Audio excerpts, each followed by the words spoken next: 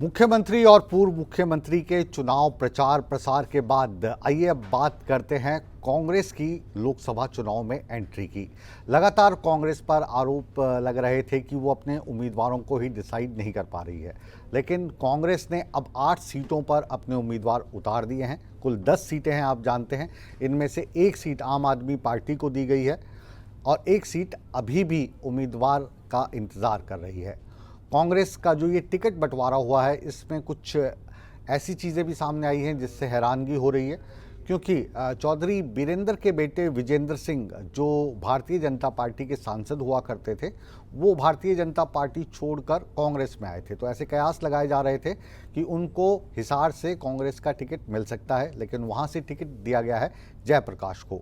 रोहतक से दीपेंद्र हुड्डा, जो भूपेंद्र सिंह हुड्डा के बेटे हैं, वो लोकसभा चुनाव में होंगे। कुमारी शैलजा, जो कांग्रेस की अध्यक्ष रह चुकी हैं, ये सिरसा से चुनाव लड़ेंगी और इनका जो मुकाबला है वो कांग्रेस में, वो भी पहले अध्यक्ष रह चुके हैं, अब भारतीय जनता पार्टी का दामन थाम चुके हैं, अशोक तंवर से होगा।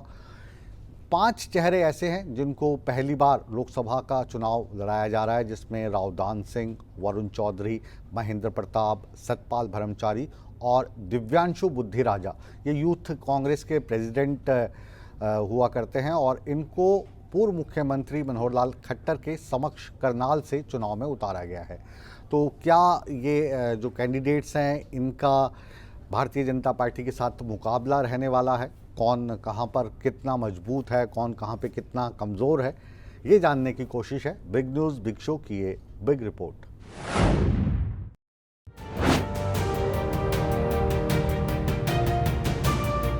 लोकसभा चुनाव को लेकर हरियाणा में भी सियासी पारा हाई है। लंबे इंतजार के बाद आखिरकार हरियाणा कांग्रेस ने भी अपने पत्ते खोल ही दिए। 8 सीटों पर उम्मीदवारों का ऐलान कर दिया गया है। कांग्रेस की इस लिस्ट में कई चौंकाने वाले नाम भी सामने आए हैं। रोहतक से दीपेंद्र हुड्डा को टिकट दी गई है। सिरसा से कुमारी शैलजा को चुनावी मैदान में उतारा गया है। करनाल से दिव्यांशु बुद्धिराजा, अंबाला से वरुण चौधरी, महेंद्रगढ़ से रावदान सिंह, फरीदाबाद से महेंद्र प्रताप, हिसार से जयप्रकाश और सोनीपत से सतपाल ब्रह्मचारी को कांग्रेस ने टिकट दिया है। वहीं गुरुग्राम लोकसभा सीट पर अभी कांग्रेस की ओर से उम्मीदवार घोषित नहीं किया गया है। चलिए अब आपको एक एक कैंडिडेट के बारे में विस्तार से भी बताते हैं। दीपेंद्र हुड्डा रोहतक से लोकसभा सांसद रह चुके हैं। फिलहाल हरियाणा से राज्यसभा सांसद हैं। पूर्व मुख्यमंत्री भूपेंद्र सिंह हुड्डा के बेटे हैं। कुमारी शैलजा सिरसा से सांसद रह चुकी हैं। कांग्रेस सरकार में केंद्र मंत्री रह चुकी हैं। हरियाणा कांग्रेस की पूर्व अध्यक्ष रह चुकी हैं। दिव्यांशु बुद्धिराजा हरियाणा यूथ कांग्रेस के अध्यक्ष हैं। वरुण चौधरी मुलाना विधानसभा से कांग्रेस के मौजूदा विधायक हैं और हरियाणा कांग्रेस के पूर्व अध्यक्ष फूलचंद मौलाना के बेटे हैं। रावदान सिंह महेंद्रगढ़ से कांग्रेस के विधायक हैं। महेंद्र प्रताप हुड्डा सरकार में हरियाणा कैबिनेट मंत्री रह चुके हैं। गुर्जर समाज का एक बड़ा चेहरा माने जाते हैं। जयप्रकाश हिसार से लोकसभा सांसद रह चुके हैं। हाल ही में आदमपुर उपचुनाव में कांग्रेस के उम्मीदवार थे। सतपाल ब्रह्मचारी ब्राह्मण चेहरा हैं। हरिद्वार में 2 और हरियाणा में 3 आश्रम के महंत हैं। जींद इलाके में सतपाल ब्रह्मचारी की अच्छी पकड़ बताई जाती है। कांग्रेस की लिस्ट जारी होने के बाद नेता प्रतिपक्ष भूपेंद्र हुड्डा ने कहा कि बहुत सोच समझकर लिस्ट जारी की है। वहीं उदय भान ने श्रुति चौधरी बृजेंद्र सिंह का टिकट काटने पर कहा कि जिन लोगों को टिकट नहीं मिला है, आने वाले दिनों में विधानसभा चुनाव और राज्यसभा चुनाव में कहीं न कहीं एडजस्ट किया जाएगा। हरियाणा में छत्तीसगढ़ जी बना चुके हैं कि आने वाली सरकार कांग्रेस की बनानी है हरियाणा में और लोकसभा में सारी सीटें कांग्रेस मिलता है। एक सीट अभी बाकी है। अभी हाँ, करेंगे, पार्टी ने फैसला करना करेंगे कि हम सभी की सभी सीटों पर कांग्रेस पार्टी जीत का परचम लहराएगी। नहीं, कोई खास वजह नहीं है, उसके बारे में थोड़ा सा और विचार करने की आवश्यकता समझी। नहीं, वजह नहीं, हर चीज पर मंथन किया जाता है, विचार किया जाता है। जो बेहतर कांग्रेस नेतृत्व को लगा, उन कैंडिडेट का चयन हुआ है। जिनको नहीं मिल पाया टिकट, वो कांग्रेस के वरिष्ठ नेता हैं, वो मिलकर के काम करेंगे, उनको आगे जिम्मेदारी दी जाएगी। अगर कोई नाराजगी उनमें, अभी 4 महीने पीछे विधानसभा का चुनाव आ रहा है, फिर राज्यसभा के चुनाव भी हैं और कहीं भी एडजस्ट किया जा सकता है किसी को भी। वहीं टिकट मिलने के बाद कांग्रेस उम्मीदवारों की भी प्रतिक्रियाएं सामने आ रही हैं। कांग्रेस ने जो काम किए हैं उन कार्यों के आधार पर मैं कह सकता हूं कि निश्चित तौर पे कांग्रेस की विजय होगी और हम 9 में कांग्रेस और 1 में हमारे अलाई उनकी विजय होने वाली है। नहीं, देखिए तो बंसीलाल जी का परिवार राजनीतिक परिवार है। वो आज से नहीं, बहुत सालों से, दशकों से राजनीति के अंदर एक तरह वर्चस्व रहा है।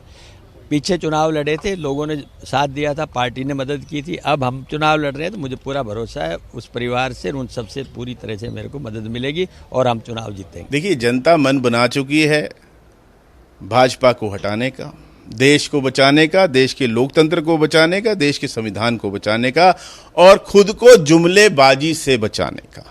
ये मन जनता बना चुकी है, मेरे कहने से नहीं है। आप जा सकते हैं, जनता से पूछ सकते हैं। अंबाला लोकसभा क्षेत्र के अंदर मैं देख रहा हूं पूरा और पूरे हरियाणा के अंदर जनता मन बना चुकी है कि चाहे वो लोकसभा है, चाहे हरियाणा की विधानसभा है, आप देखेंगे कि कांग्रेस पार्टी पूरे बहुमत से आ रही है। 5 विधायक सोनीपत के और जो हार चुके थोड़े थोड़े अंतर से वो सब लोग और सोनीपत की सभी जनता, हर बिरादरी के लोग, हर समाज के लोगों ने मुझे चाहा और स्वीकार किया।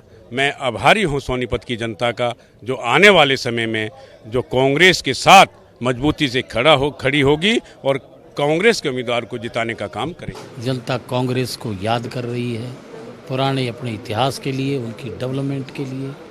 और जनता, एक बात मैंने देखी है कि जो जनता के अंदर यहाँ एक वातावरण पैदा हो रहा है, व्यक्ति विशेष के कारनामों के आधार पर इतनी एंटी इनकम्बेंसी हो रही है। और मैं जो राजनीति से अलग जा रहा था, उस आदमी को जबरन बुला रही है, तो इसका मतलब जनता अच्छे चरित्र को, व्यक्ति के गुण दोष के आधार पर उसको अधिमान दे रही है। काबिले गौर है कि कांग्रेस इस बार हरियाणा में 9 लोकसभा सीटों पर चुनाव लड़ेगी और 1 सीट उसने अपनी सहयोगी पार्टी आप के लिए छोड़ी है। इसमें कुरुक्षेत्र की सीट पर आम आदमी पार्टी के उम्मीदवार सुशील गुप्ता चुनावी मैदान में होंगे।